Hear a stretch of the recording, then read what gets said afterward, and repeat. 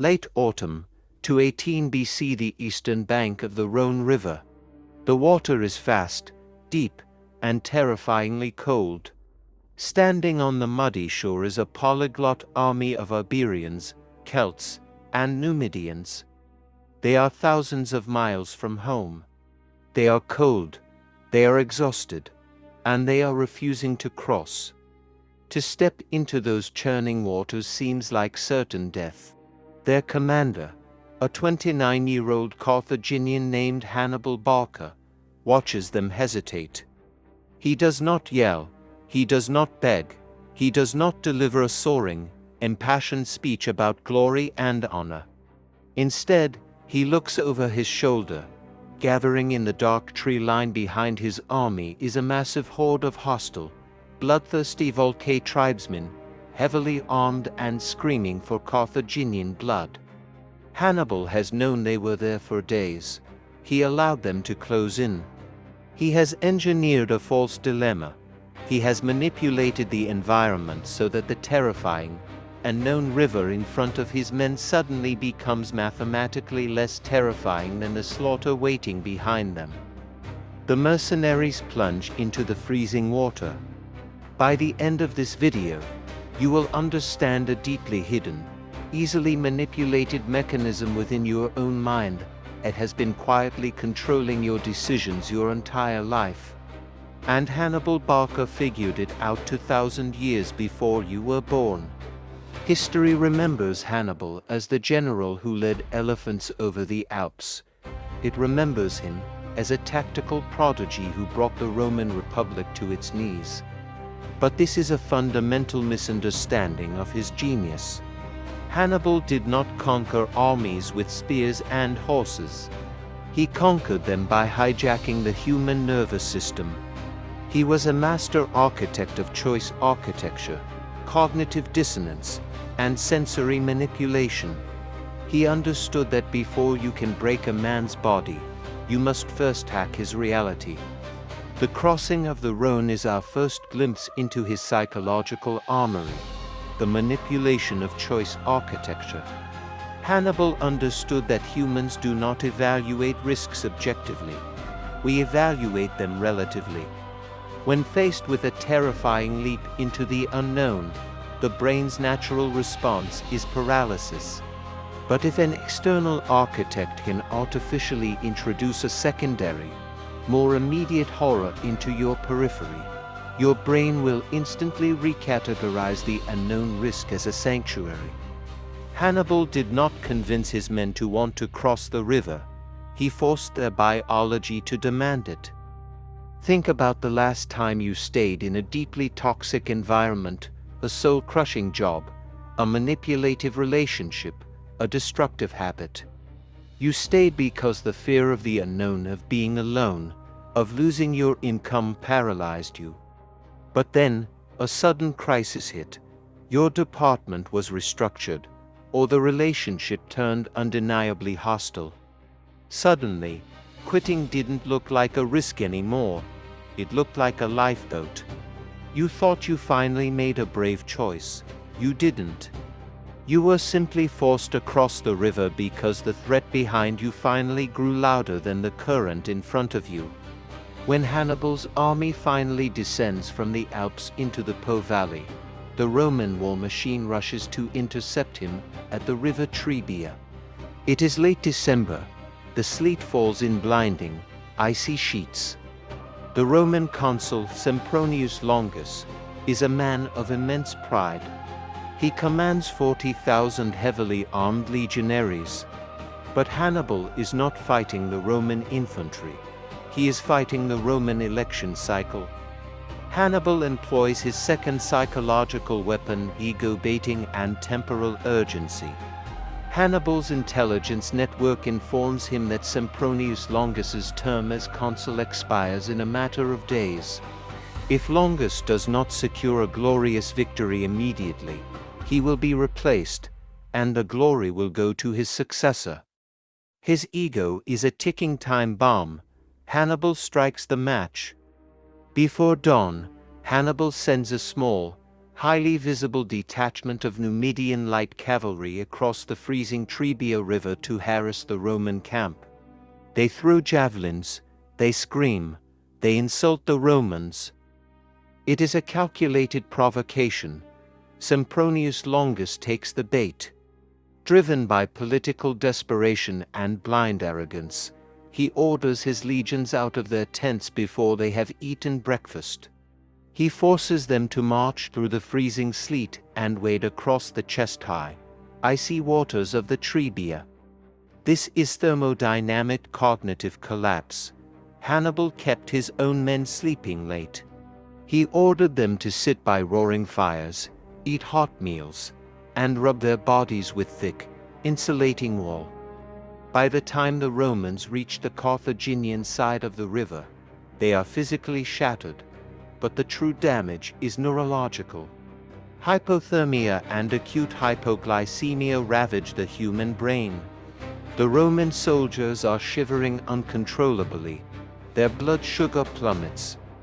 When this happens, the prefrontal cortex, the part of the brain responsible for logical reasoning, emotional regulation, and tactical awareness, physically shuts down. The Romans are reduced to sluggish, primitive organisms driven only by a desperate urge to find warmth. They are defeated before a single sword is swung. They are slaughtered in the freezing mud.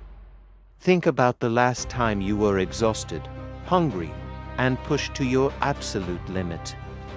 A colleague made a passive-aggressive comment, or your partner asked a simple question. Instead of handling it rationally, you snapped.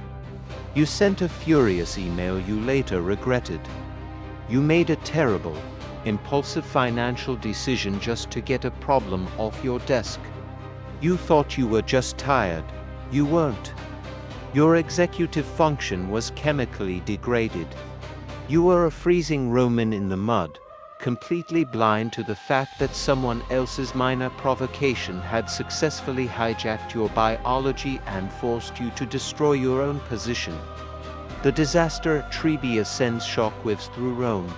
A new consul, Flaminius, marches north the following spring. Flaminius is aggressive and determined to restore Roman honor. He pursues Hannibal into Etruria, marching his legions along the narrow northern shore of Lake Trasimene. As the sun rises, a thick, impenetrable fog rolls off the lake, swallowing the landscape in a heavy gray soup. Hannibal initiates his third psychological weapon, pattern disruption and geometric paralysis. The Roman Republic was built on the grid. Their cities, their roads, their laws, and their military doctrine were masterpieces of straight lines and predictable geometry. A Roman centurion's brain was hardwired to operate within this visual grid. He knew exactly where the man to his left stood. He knew exactly where the standard bearer was. Without visual order, a legion is not a military unit. It is a blind crowd. Hannibal hides his entire army in the hills above the fog line. When the Roman column is stretched out along the lake, the Carthaginians charge down from the mist. The Romans suffer a complete sensory blackout. They cannot see their enemy. They cannot see their commanders. Deprived of their geometric anchors, their brains short-circuit. The psychological comfort of predictability vanishes, replaced by a primal, suffocating panic. But Hannibal is not finished. He deploys his fourth weapon, the Golden Bridge. As the ambush unfolds, Hannibal ensures his troops do not completely seal the perimeter. He intentionally leaves a narrow, highly visible gap along the shoreline, a perceived route of escape. When the human brain is placed in a life-or-death scenario, it calculates survival odds in milliseconds. If completely surrounded, humans will stand back to back and fight to the death because there is no alternative. But the moment the brain perceives an exit, the disciplined fight response is instantly overridden by the desperate flight response. The Romans at Trasimene see the gap. Their iron discipline, drilled into them over years of brutal training, evaporates in a heartbeat. Every man suddenly prioritizes his own individual survival over the collective defense. They break formation, they run for the gap. But the exit is an illusion. The shoreline narrows into deep, muddy water. As the heavily armored Romans stampede into the lake, they drown by the thousands, pulling each other down in a desperate frenzy to escape. By giving them a fake path to life, Hannibal ensures their absolute annihilation. An entire Roman army is erased from the earth. Think about a moment when a crisis hit your workplace, your family, or your community. Things were falling apart, and the situation required you to stand your ground, face the extreme discomfort, and fight alongside others to fix it. But then, you saw an easy way out, a chance to quietly transfer departments, a chance to walk away from the argument, a chance to ghost the person instead of having the hard conversation. You took the exit. Your resolve collapsed the moment escape became an option. And just like the Romans stampeding into the mud, you soon realized that the easy escape only led to deeper, more permanent damage to your reputation and your self-respect. You took the Golden Bridge. To fully comprehend how Hannibal dismantled the greatest military superpower of antiquity, we must pause and examine the deep psychological foundation of his warfare. Rome believed that war was a contest of physical mass, iron muscle, and discipline. They believed that if they threw enough men at a problem, they would inevitably crush it. Hannibal recognized that physical reality is entirely subordinate to psychological reality. He understood that you do not defeat a machine by fighting its gears. You defeat a machine by corrupting its programming. Hannibal's genius was his ability to inject chaos into the Roman order. He manipulated the environment, the river, the cold, the fog, to sever the Romans from their senses. He stripped them of their agency, reducing them to reactive, terrified animals.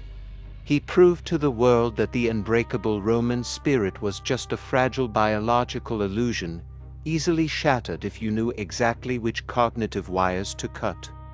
This psychological dismantling reaches its terrifying, bloody apex in August 216 BC, the fields of Cannae.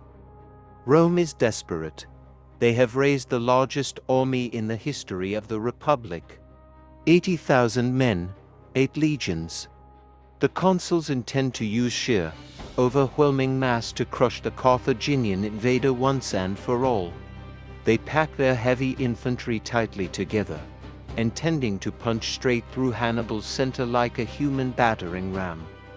Hannibal sees their intention. He welcomes it. He deploys his fifth weapon, the dopamine trap of perceived success. Hannibal arrays his army in a crescent formation, bulging outward toward the Romans.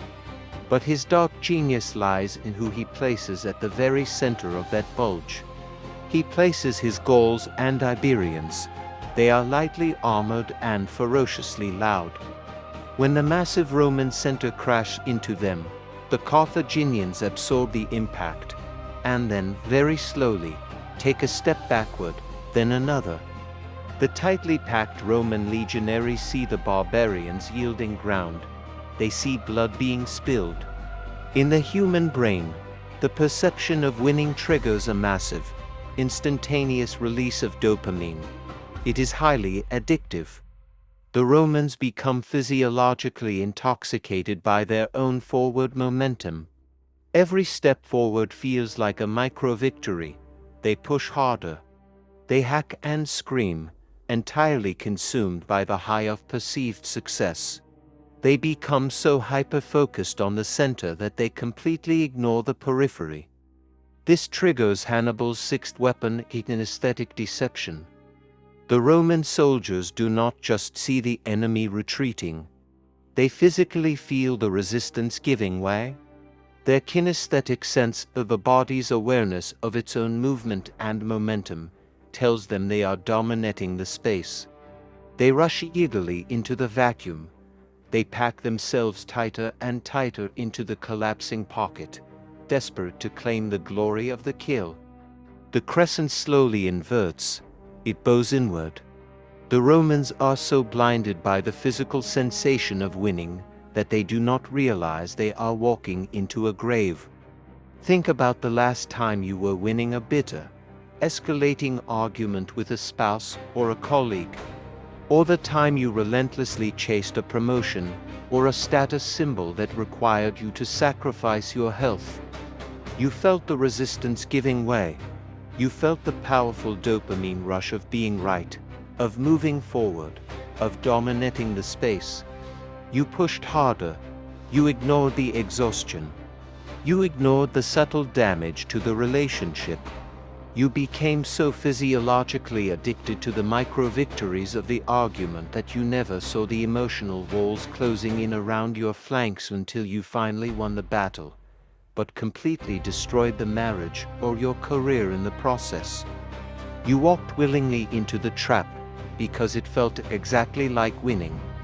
As the Roman center pushes deep into the inverted crescent, packed so tightly that men can scarcely raise their swords, the trap snaps shut.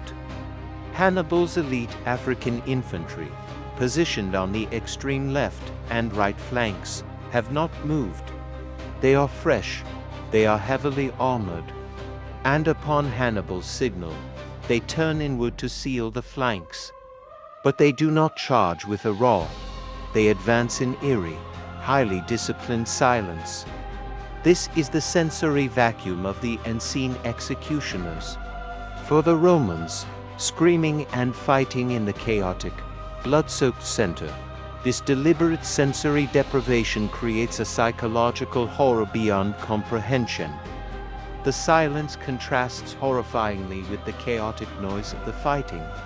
The Romans look to their left and right and suddenly realize the truth. The barbarians were a mirage. The silent executioners have arrived. Primal panic rips through the 80,000 men. The Carthaginian cavalry seals the rear. The encirclement is complete. What follows is not a battle. It is an industrial-scale slaughter. 50,000 Romans are butchered in a single afternoon. The blood soaks the earth so deeply it turns to red mud. Rome is broken. A fifth of the adult male population has been erased. Mass hysteria grips the eternal city. Senators weep openly in the streets. The population resorts to human sacrifice, burying citizens alive in the forum to appease the furious gods. But Hannibal's psychological warfare does not end when the swords are sheathed. As he catalogues the mountains of dead, he initiates his seventh weapon, asymmetric social hijacking. Hannibal commands his men to separate the captured Roman citizens from the captured Italian allies. The Romans are executed or enslaved, but the Italian allies are released, completely without ransom, to return to their homes. Hannibal tells them, "I have not come to fight Italians. I have come to fight Rome, to restore your freedom." He injects catastrophic cognitive dissonance directly into the geopolitical identity of the Italian peninsula. The Allies return to their cities bearing the trauma of Cannae and the immense guilt of their survival. They look at Rome, bleeding, arrogant, and helpless. And they look at Hannibal, merciful, brilliant, and invincible. The psychological wedge shatters their loyalty. Cities begin to defect. The very fabric of the Roman Republic begins to tear itself apart from the inside. In the aftermath of the slaughter, Hannibal's cavalry commander, Hannibal, urges him to march on Rome immediately. "Let me lead the cavalry," he begs. "In 5 days, you shall dine in the capital." Hannibal refuses. He does not march. Generations of historians have called this his greatest blunder. They are entirely wrong. Hannibal understands the deepest, darkest secret of human suffering. He weaponizes ambiguity. The human brain can process a known tragedy. If Hannibal attacks Rome, the Romans will fight, they will burn, and they will die. The narrative will have a definitive conclusion. But by refusing to march, Hannibal forces Rome into a state of endless, agonizing uncertainty. The human mind vastly prefers a guaranteed disaster over the paralyzing dread of the unknown. By doing nothing, Hannibal turns the city of Rome into a pressure cooker of its own paranoia. Every morning, the Romans wake up expecting the horizon to darken with spears. They lock their gates, they starve, they turn on each other. The psychological torture of waiting for an apocalypse that never comes rots the Roman spirit infinitely faster than a battering ram could ever shatter their walls. Think about the paralyzing agony of waiting for the results of a critical medical biopsy, or the agonizing weeks spent waiting for a partner to decide if they are going to leave you. The dreaded event itself is terrible, but the waiting, the endless, suffocating ambiguity, where your brain conjures 1,000 different nightmares, is what truly breaks your sanity. Hannibal knew that the fear of the sword is far more devastating to the human mind than the edge of the blade itself. Hannibal Barca crossed the millennia not simply as a general who moved elephants over mountains. He was an architect of human ruin. He dismantled the greatest superpower of antiquity without relying on superior steel or overwhelming numbers. He bypassed their armor and struck directly at their biology, their biases, their fears, and their blind spots. He understood that civilization, logic, and discipline are merely fragile illusions we project over a deeply primitive, deeply vulnerable biological machine. When you manipulate a human's spatial awareness, when you feed them the lies their ego craves, when you trap them in the dopamine rush of their own perceived victory, and when you drown them in the terror of the unknown, the illusion of control shatters.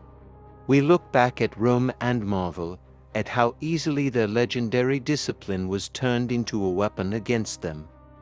But as you reflect on your own life, on the safety nets you cling to, the confirmation bias you eagerly swallow, the dopamine traps you willingly walk into, and the unseen architects that govern your daily choices, you must confront a chilling reality. If your mind operates on the exact same ancient, predictable hardware that Hannibal hacked 2,000 years ago, who is truly writing the script of your life right now?